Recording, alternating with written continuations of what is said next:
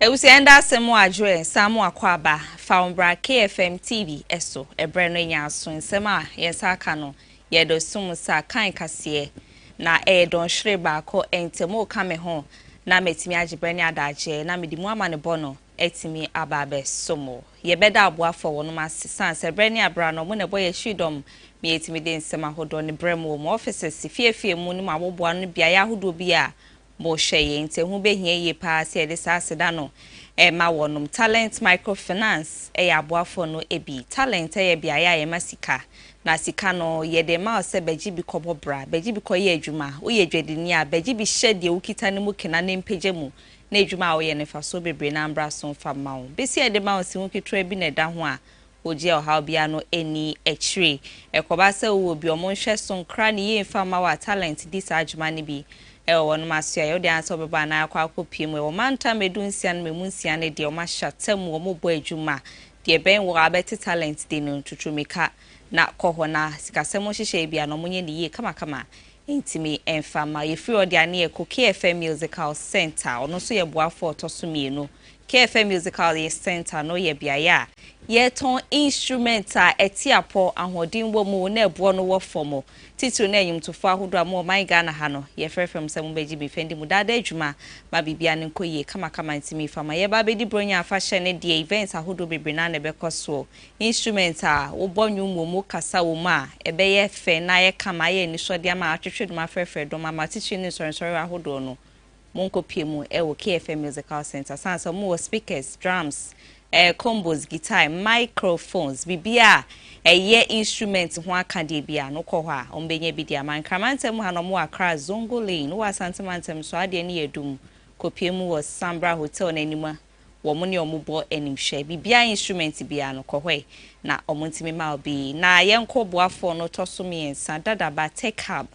phones ne ho accessories bronye ye be chade bomoden se obetimi enya phone etiapo wo nanimu ama odofo bi o kanchi mebi chochomucho bi na ebrene abranoma so bia na asida piesie no beko de amawo ebo ne de da form warranty da won so esun ye pa into kopie mo dadaba obenye bi de ama uyo obi aton phones no upe bi etu akwa akoton a phone bi a pe bia no kopie mo dadabe na on sorti wasan bia no koye kama entimi enfamma yume komi ensen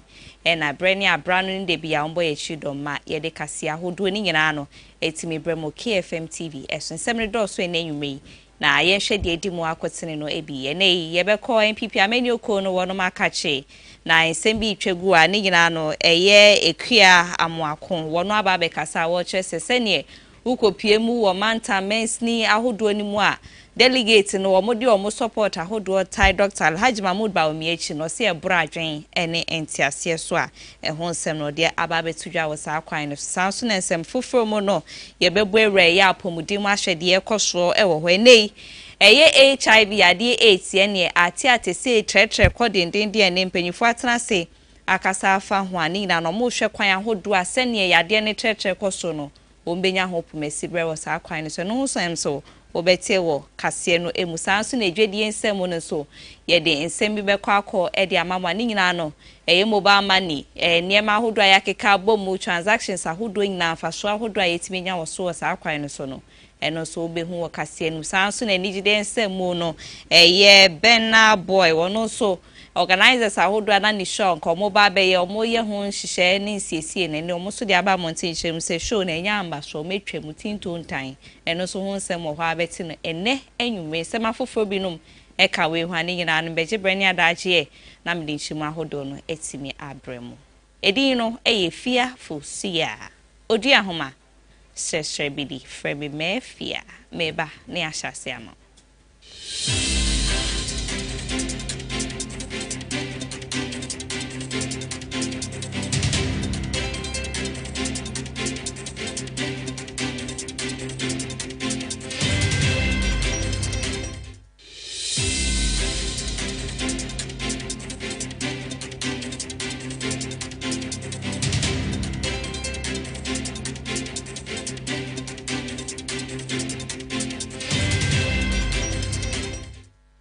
Standards na mo akwaba bi fabra KFM TV eso ebre no nya asome boy ransem ni mahya se etimi edi amaudi aye call eye the New Patriotic Party NPP amenuko no se no muguso eye ahoboa eye nhihye yesi December bosumi ni afia ye ba besimu January bosumi a edi kan na etwato wo eye afie no emu no 31st January presidential primaries no ba bekoso enti eye a omo mafa forms a omo hwe nim se a de hye eye delegate ni beto amomo no omuguso ani omo kasa na nei eye ma me ekua amwako aba montina aba bekasa wo ye deputy spokesperson edema Dr. Alhaji Mahmood Bawumia no kan de hye eye num a omo hwe nim se ye January 31st 2026 abato ni koso obetimi ehim franka edi ama MPP amenuko no branku nimdi akwama no afimpi mienu ne eduonu wotwe abato ni mu no waba montina ma mi nsem o kenyira ne se ne wohwe sene ukopie mu wo manta mensini ni afenso brono ahodo bebreso a adehye omo delegate edi omo support ahodo no kwama Dr. Alhaji Mahmood Bawumia no wo chese bro adwen ene entiase so ma kire se omo de adwuma ne hye ne nsa obetimi aye nti no obi ade gidie ene afenso kokromoti no yenya ntwe ne mum no meyi omani mo chese omo de support mu edin ye pa ede ko ma Dr. Alhaji Mahmood Bawumia mu nsem ni twemu a eye ma me ekua mu akọ deputy spokesperson de ma Dr. Alhaji Mahmood Bawumia odi tudwa no eni. Well, with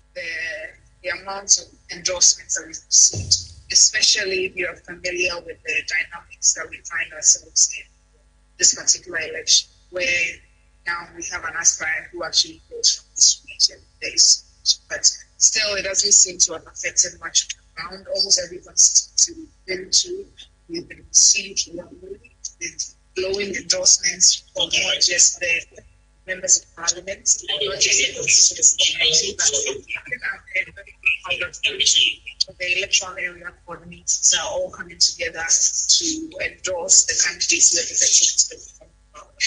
Their reasons are quite simple. They believe that he's been properly marketed. They believe they could be in for so long over the period. They can attest to the character, good judgment, and the temperament that is required to be able to put a party together. So that's and many other reasons that the delegates are giving for blowing endorsement after endorsement. And we started our tour of the Eastern region on Monday. Almost every constituency they have been endorsement. I think the largest thing from the Southern North, where about 30 out of the 30 electoral area coordinators have been blowing the endorsement. Then we came to the Brigadier area in that's about the same thing. I think there was 31 out of 34 electoral area coordinators also there.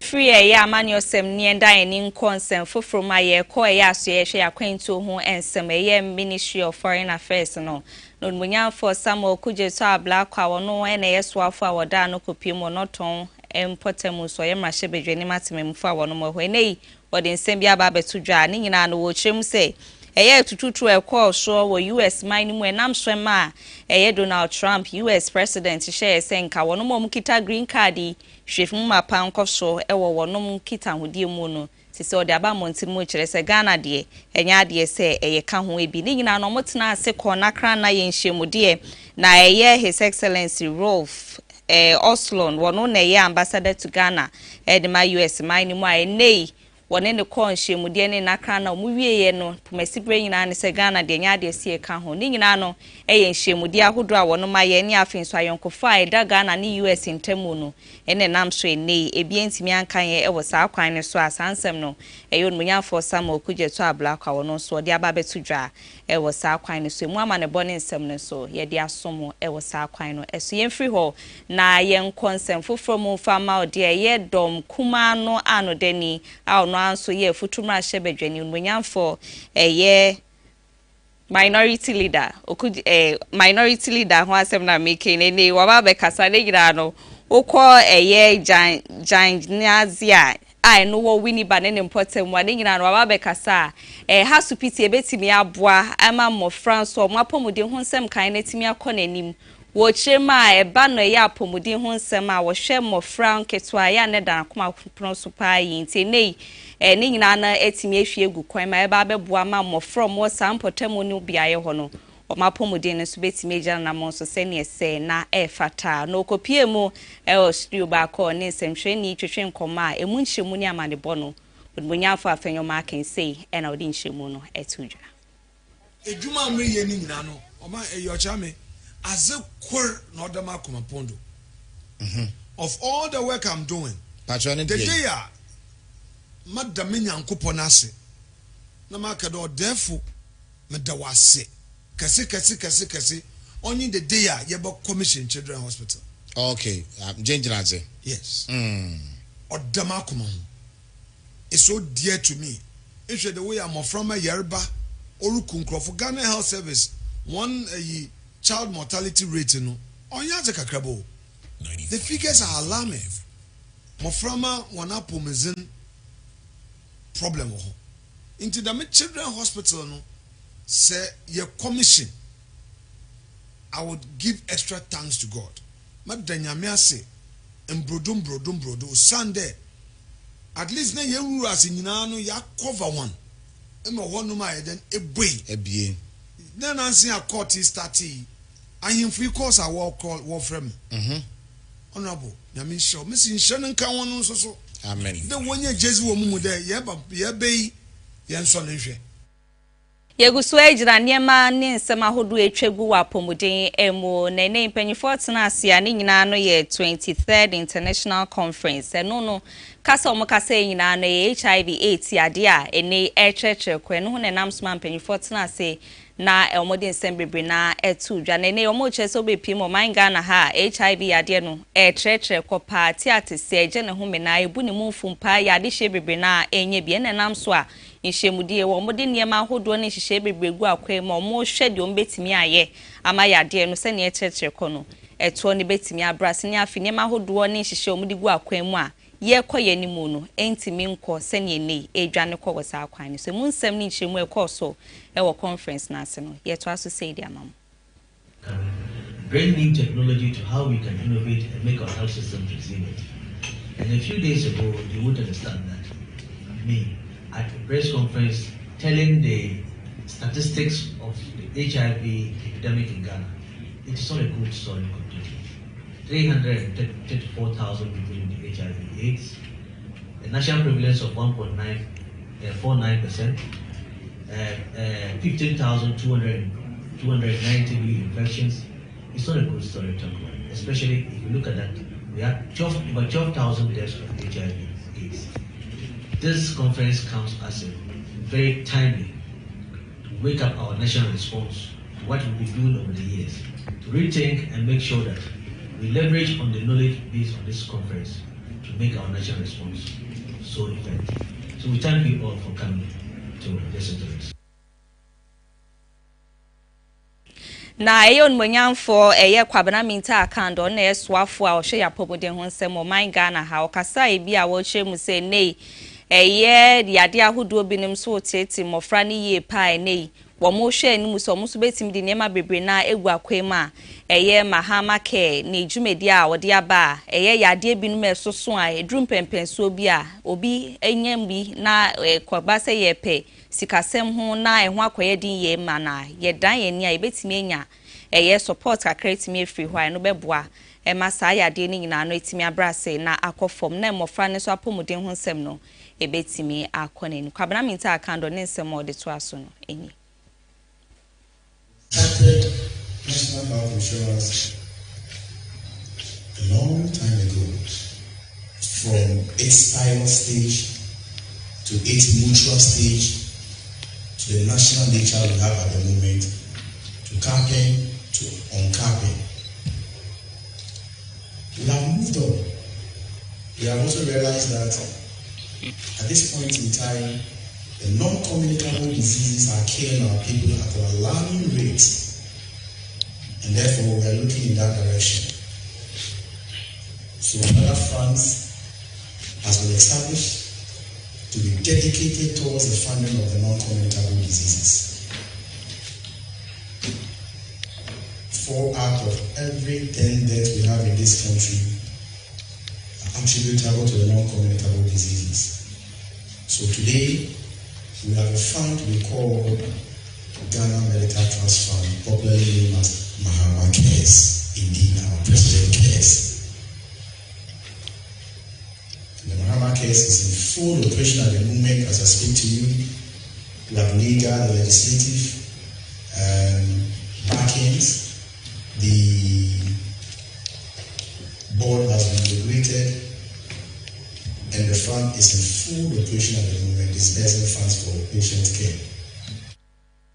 Yegusu ejina apomodin ensem oni enkopie mu asante mantemo na ye baby and mother unit at the Makumasi South Hospital eni womo ejumedie kese kra ni nyina no na chese World Prematurity Day na chese okopie mu o hasupiti ahodo a wono ma omo bewo mofra sebio nyankopon bra wa hyehya ato ya abosome nkunu no muntimi nduru da yetimi omo ewo sa kwan ne so no bu okra abosome nso ne awo no abosome wotwe abosome nsia ene na wotwe kakra na ne incubated na hyemu ehwe anim se na pomodin nsem betimi akeka bom na wetimi aba montina sumdwe ma ewuyade bia no ntimi embefa no ene sa adwumedie ne hye no mode etudwa na enumu ena neonatal nurse specialist a friend say Josephine or say tonto okasa I watch him say wuyi ma wono mawu bia te say ye 84 emu 9 ne de eya omoma etimi fa mutina nanom ewonse do wo sa kwan no so ene nenam so ama ene dwumedie ne hye won de gu akwan ma ne nyina na ya futu a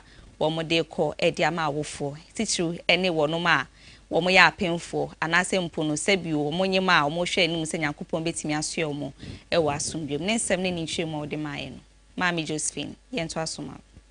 here etumidi aso mofra nim abraya wo mo pretend dey bebre dey di kan ye besre yebeka a financial support ye besre a titufo ne oma nsem mobi ewo Ghana ha nyina Kumasi baby bia se o betuma beso yemu ama ya hwe mofra no se ye wo abofra 36 weeks ekon from ebi wo mo mutumi da hospital asay obi wotumi da ha bosome bosome mienu ansa na ye hu se ni wait na eye abofra no ho yansa na mena kofie nti omo da ha no sa bosome ba ko bosome mienu no na omo bills na ekosro eno sa le to be etumi nya challenges ma de se bitumi ne ekose omo bills na ekosro munye skantia nti ebe se senko bibi tumi aso ya sia bia bills tia no ba be support mothers na maya ye be se otikoko so otumfo ose tutu ebo emu ase eka ebo ni din ye be se despite group antina any Coffee Job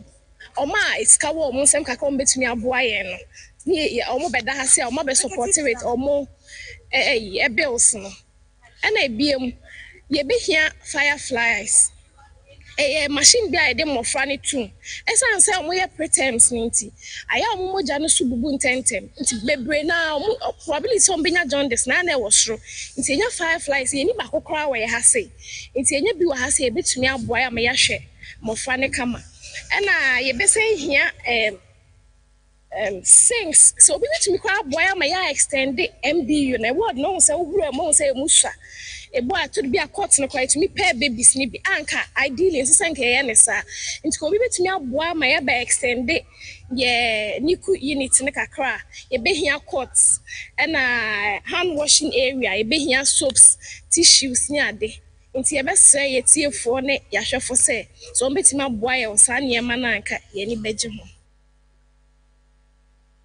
Mami Josephine no we no sade adisrede koma mpanyifo ye free ho ne akohwede ekoso wo homesua ensemo na asene wasi nsohwe no aba no ene ne ukohwe mofra ne nsohwe ahodo mo tro wie ye nsunsuanso no enkoye kura bebre na ene amasi wo mentimi entwa no sene ese na efata na enumu ena nkofo bebre na kasade afa ho a enam so ma onbonyafo ya asani tano so kasa echire mu sede koso pa enam so ema mofra ne nsohwe no nkunimdie ma pentimi ankoso anfa mo sa kwan ne so no ene double track system a kanema mpani wode eba ni afensu kopie mu osukuu ni mu a niema ahodo e woso mo yo mentimi anye ni ye spiritual ni free senior high school a eye Ghana ban dada ne de ba ye o mentimi ahihye niema ye ene abofra bi ba ko sukuu abosomi miensa abetina efie be abosomi nsia wokobe se na wotwe mienu abetina efie eye abosomi mienu ni nyina akeka ho bi enam so ama emofra nkunimdie no entimi enwie pay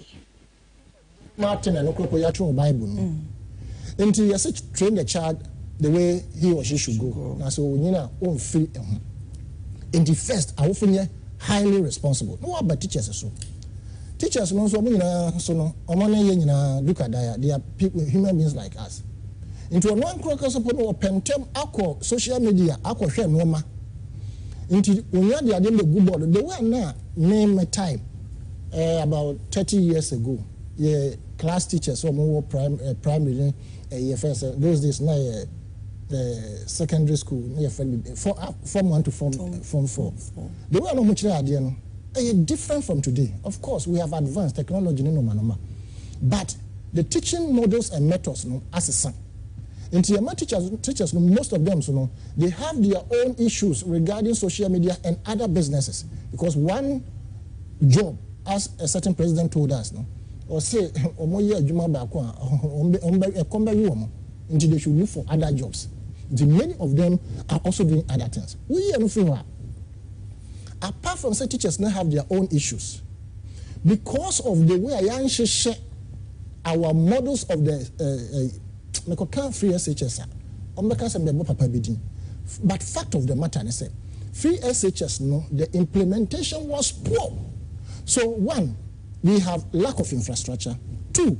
how the syllables were arranged no, and also there's a problem. The teachers they have to spend more time and contact hours with the teachers and people also, and also they reduce it to a point where we didn't go school 3 weeks no more samba. Maybe most of course, so see a year streamlining, year sign a day from Basadia, a bay completed the how do you call it, the red, gold, green, etc. that we had. And also affect but what can make us say you are politicizing the whole thing? That particular model by students no quite 3 weeks no more, it affected them greatly. If you ask most of the students, on the country so they had to use a few weeks to learn so much. Well, the Omokwa culture they had to finish a syllable and convey so be a 3 months they Egusu jina ye homesu ansemu no yembo anan kopie mu wotima ntemo na ye Kajebi Asato Senior High School no wo ho no era no page abrantam bitigu ye wo boys dormitory ne namso ema edi ayemhihye binum to eye mofra ne so kra ma binum twitwa hwe ye ne na wo se edi nhwe ogu omuso no mutimi so regional manamon so biem e wo sa akwan ne so bu ade ko so ne bo ni pusan namso ema nyankopon amfefie dia kakra na kayenti asempa so nyankopon ya ade ema ne obi enhu entimi anka mu nsem ne amane bo ne nhwemu ne yento aso kase animu enfama.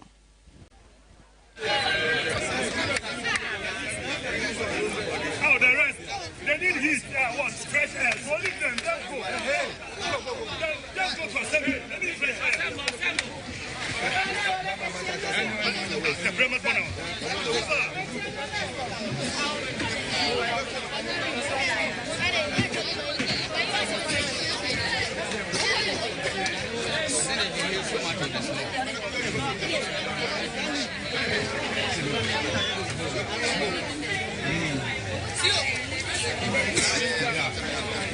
The car is coming, Lord. It's fine, it's fine.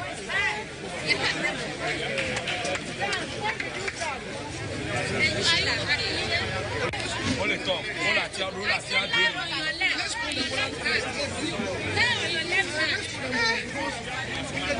I was in the same class with this boy. I don't know when he came down. I was teaching them when we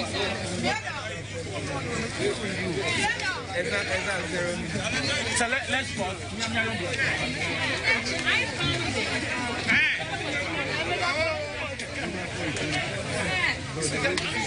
Go back.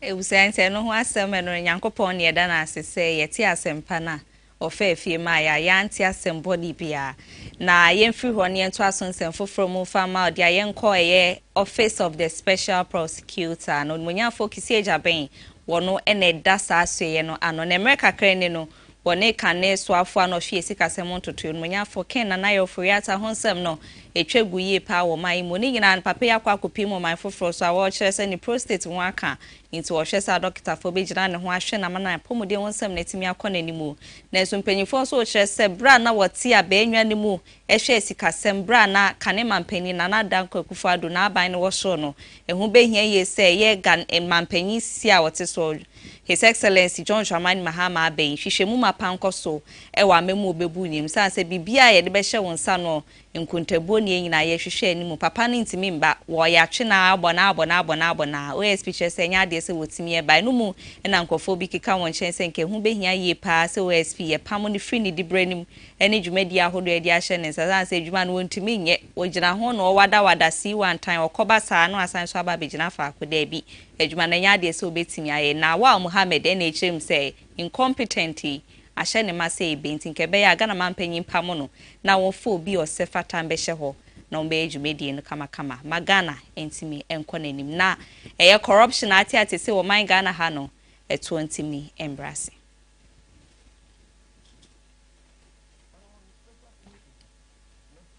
In 2023 where interview be or a press conference be where a press conference or can say why ankunam that day no I'm on record to have said say we incompetent yam pamuni feel ho because won't be nya case be our court wini because you see say oba na sika e de ma wo nyina no si waje na so wo court na case bia no pese wo court a wo wini it will lose so I will say judges no air frustrate too and I can say from that day no and I will lose the favor in front of the judges. There's no way so be me apple case be a winning.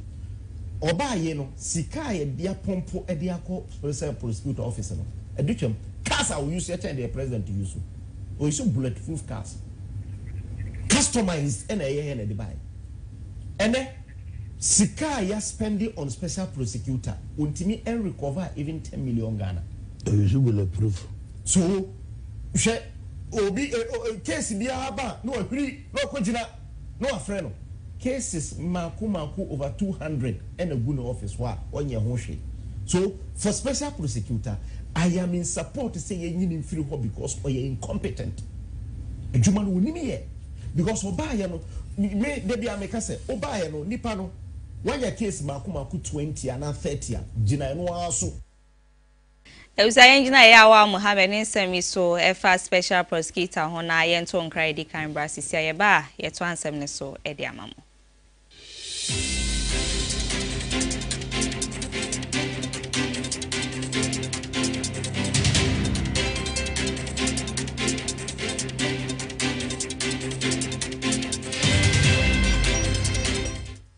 Ani edu sabrace from ko e wa femo. So we dwedini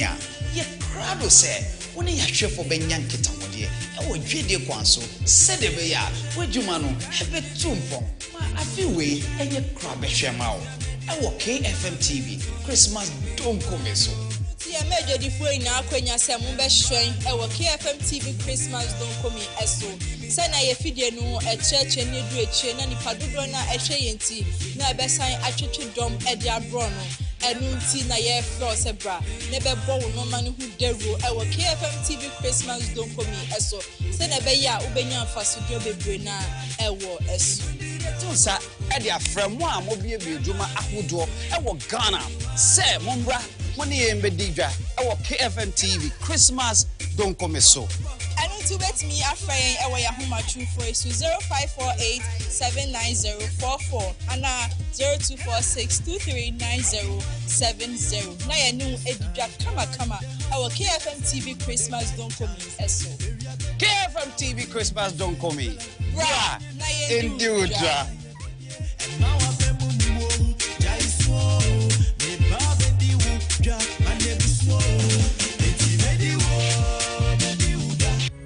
Yo, I'm for and I am Makwaba at the bar, a KFM musical shopper. de to so mienu no wo free eye kumase Melcom dadam ho no sane ede ba adum no saa bre no wudu eye Sambra Junction Sambra Hotel nkwanta no so pe na shop no ene Sambra Hotel ene di nhwa ani mu wudi free Sambra Hotel a wo sane ede ko nanka na ene Hagan ho no ane oho ana KFM musical shop de to so mienu ya bie ne foforo na de e kan ne se emfidie papa etimi che de wode ya sorry de wode goro agoro ahodo dwuma de bia wode obehia eye mfidie mekire musical instrument bia no eye KFM ento wo se Ghana muntie Asanteman muntie eye KFM musical shop ana sabre ya bie ne foforo mu no chan ewo Prempeh the second street we free old Melcom down na wo sane ede ko adum no ane udu Sambra Hotel nkwanta so na wa dane onsani fa so oho ana KFM musical shop yi ewo ye ne Sambra Hotel ana ehwe animo ye twa abrebia gina mese se be ya proud ana se me ye dwa be free Kumasi adum KFM instrument store obi bisa sa se bo me fo de what to know when you see that what did my papa ejina wanim na what to say yes what to know bibia kan wakoma ni nyina free KFM instrument store Kumasi adum so mi jira na me to no ma bitimi nya ho me ka fi say fi papa mu anim na mi jina no wo be try e ko ma ya do se kana twa nanka kana ensemfu ayi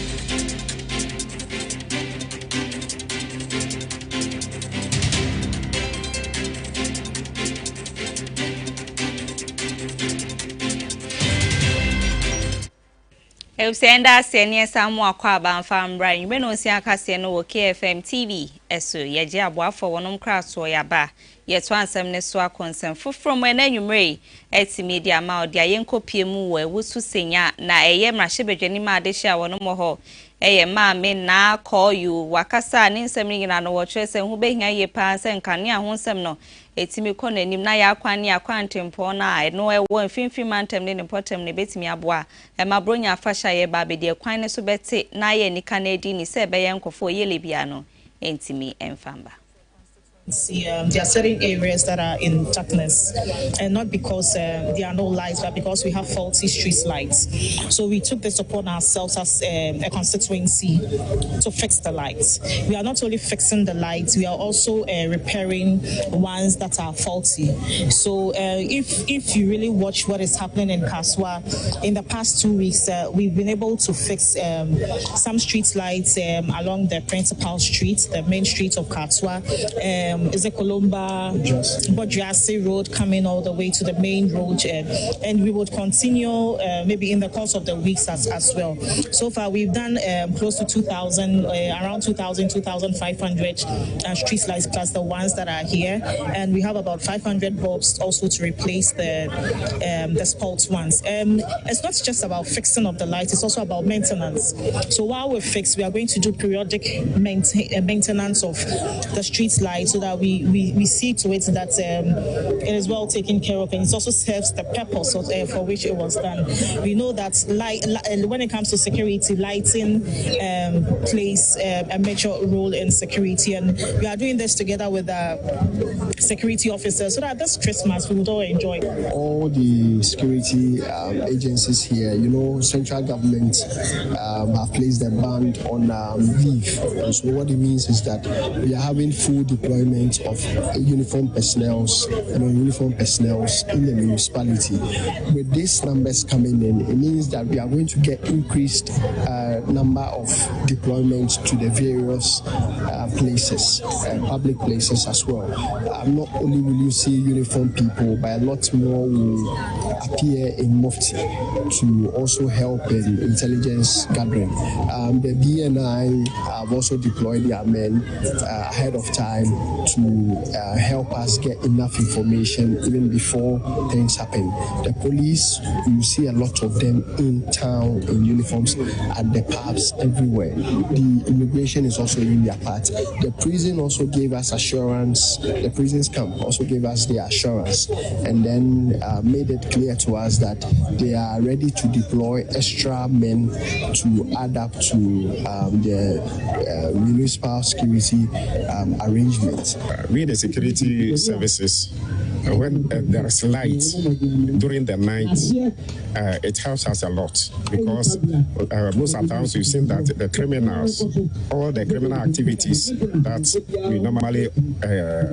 observe, and we know normally the criminals, they don't operate where there is more light because they will easily be identified. So this program that they have initiated today is going to help the community.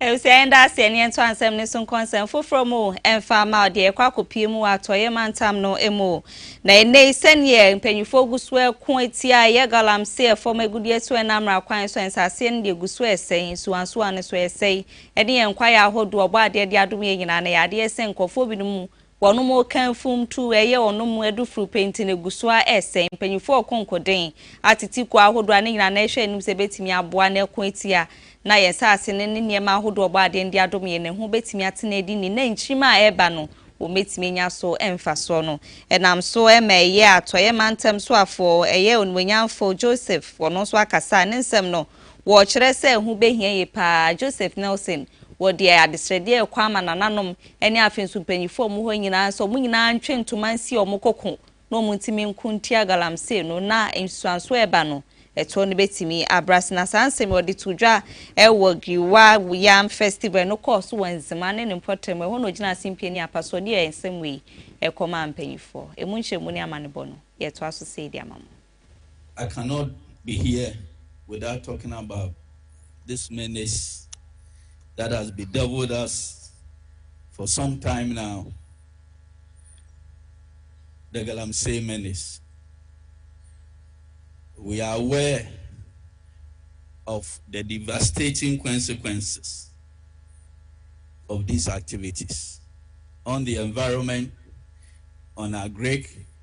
and every facet of our lives. And so, today, with my venerable Nananum that I see around, my fathers or Mahinenum who are here,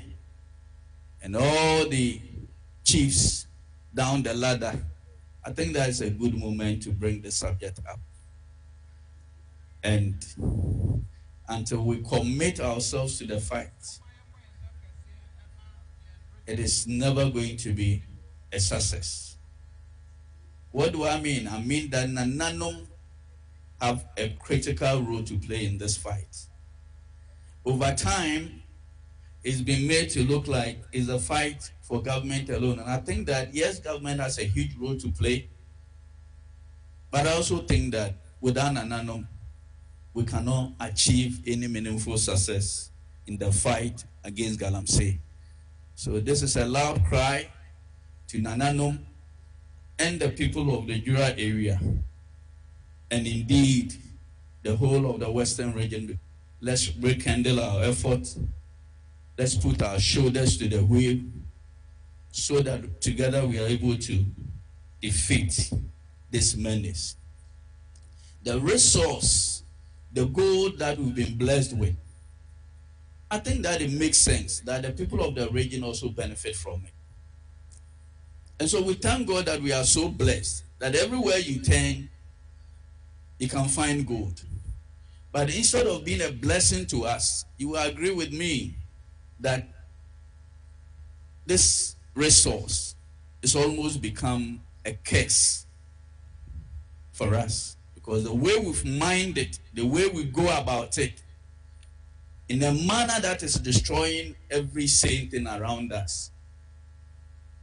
is something that we have to put the brakes on and make sure that we do things anew. Reverend Cobra.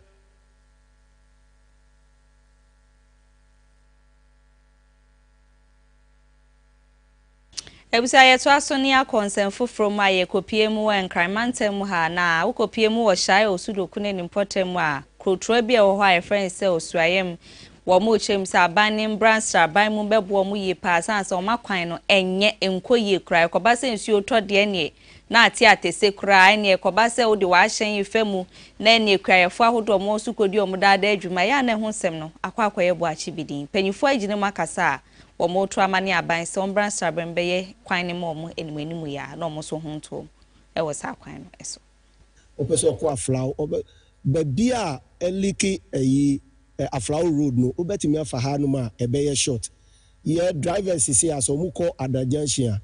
omuko wine afa aveime ansa omube twa eyi adakwan ye farming community edru isotobrem na niama ni basa na because of ekwan enye nti niama no ye nya kamfa nti ye besra ban no ye besra GDM na kakra we aka no obetimi ayama e wo shortest possible time fiti emra ye wo me no ami be di assemblyman no mi hu ko tada e wo ye kwa we so meka se osudoku enclaves no nyina ye hu ko ta ba ko a every asuchare junction ebe pim asuchare na nkasa no sisi a enu so asai kra enu pe na ye highway kota road a ye wo ba nia efa kronim se kwa we efa kronim no ye nya kota da fitita ma ye wo me ma betu se kota mi mama wo me kra se we hu kota osuda enti ye besra ban no we eye JDM legacy a obeja se otimi ye kota ma ya LED every chupoli ebesinko asuchare eye kwan bi a nke ye short pa ukọ ada anase ningo prampran area hono ma ofa ha obetimi adru ntem enso enam kwan na enya ni nyina adani kwayent no se ukọ na nsuo to a gise ukofa aveime ebesin kosimu wasige ansa na wabesin akọchupoli enya kwan kitwa enti yesre se abanhwe na omo enye kwan we maye yemene mko de won kran enye bi na wa no yen kwala ya wo mu wa ekwa we ase no bebre na won kwa traffic kwa mu hu bi krada enti de yesre aban ya kwan no ye hia aban no ye hia ne mwa ya kwan no before na ye don ko enum ka klase ya mefo da kwan no kwan fa so de enum ba ya be fie no nyame enum no kra edi enti yesre aban no ye kwan no yesre no ehu hia ye pa. And you know, the area of Osuwem is a farming area. It's not easy for the people to bring their products from the farmhouse to market because when it is raining, we can. So we are pleading that they should link this or this short road, they should be able to patch up. Kejebene afowo ni kome. Wanaka lole blongele se pure logi lole blo e point kla ne wange ya foda lo walekan abanyo alo amla lo eje no kosisi hawo ne enge blope kemba se e ba pie kpo yoko loji wane henokan ko ngem lo heyo wange pe pa kan amla lo ne ba chano keje osuwe ke ya goto ke ya pasinga chopolio leji ne ehiawo pa ne sane amla lo ne e plene ba yewo ne ke emahin ewo no kota hawo ne wanaka o pure le blonge wade ke lo bemio ke yomine le wa ngoni chwepe ne ejo agoto won passe mache do agbeko chepo na be ke ya gomenya ju ake no me loji lo le be keke pe kan ngoni mohuli o mehun ani chumi ope yaka lo wa repe pa kone abomodi ne blo poyo ne pie keje osuwe ma mi ke asu agoto abomodi ne acha no ha o Ebusia ntinsem ni nyina nkyeremu ne tofa bomu nyina na de srede na omode kwama Ghana ban se wo kwan no wo mbehwe na wonye fama wo mo na yengyina sansem iso na yenda ye hombra sisi a ne yento aso ewedwedie ensem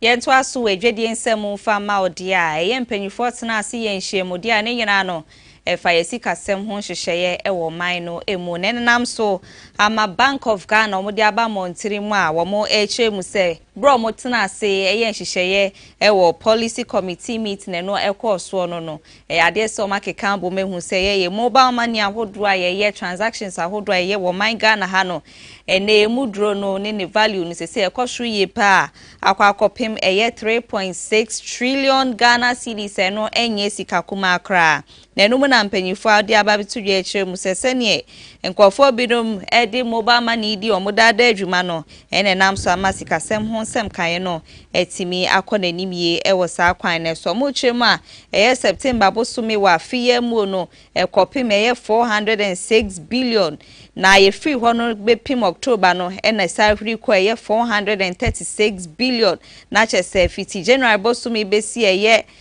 November bosumi no ene October bosumi na chese timi akonanimie pa ewo sa kwan no eso ene mpanyifo akeka boma emunchemu ni amane bono seni akwakopem nyina no wo motena ase monetary policy committee meeting na siwie no Bank of Ghana hwehwemu omo ye fa ho wie no wo moso di ababe tudwa a enu munchemu ni amane bono medi ababe somo ewo sa kwan no so yengyina so na yenda ye hombra sisi a ne enwie bibia ewo eye nigide ensem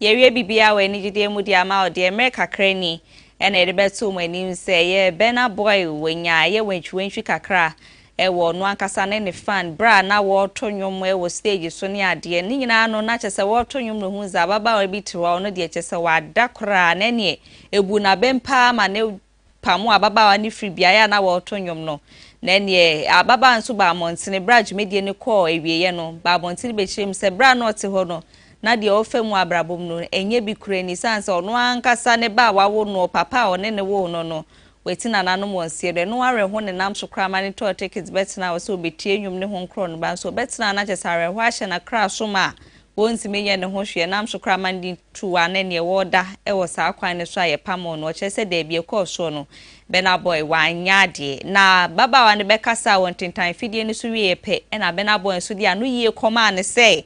sebio no so onso ma obia se won bendi na chi wo sa kwan no so no o chese omo do na omo ye ne fans no wampa obia atwo wamba obia fi amebo ago se Mr. Obedi mechi wa na ope free wu pemu eni odomu na abedi na chi nti wo ye ne mabia ensem fata on de ohun kwanya se otenetene wo e wo sa kwan no nti ababa opamo no wo hu fum so bia waye e wo sa kwan no so no kasa wie ye pe no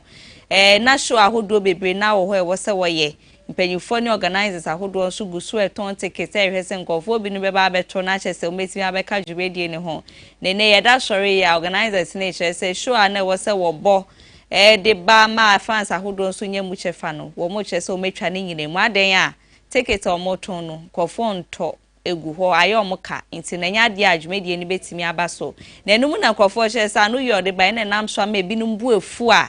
ticket ne kroma nkwa ankoto sanse wumbu fans de ne omo ba betena ho abepeden to man to ticket ne kra interneduam no ka sei Bena Boy ni shows ahodo mienu e wo senko ye nyina no o metwa ne nyina mu etimi de for sanse o man to ticket ne nyina sanse mi so e na nwume no si akase na ye boaboa no besumo no ye fa ne nyina embrewie ye kwa ne da boafo ase Talents Microfinance KFM Musical Center and afi dadaba take up so mo boy ye tree edo Mia oteme nke na enyume eye fiafo suya. Odua homa sesre bidi frame mefia. Madasi ama omuwe ne hwe nitia. Wonjeme enyado.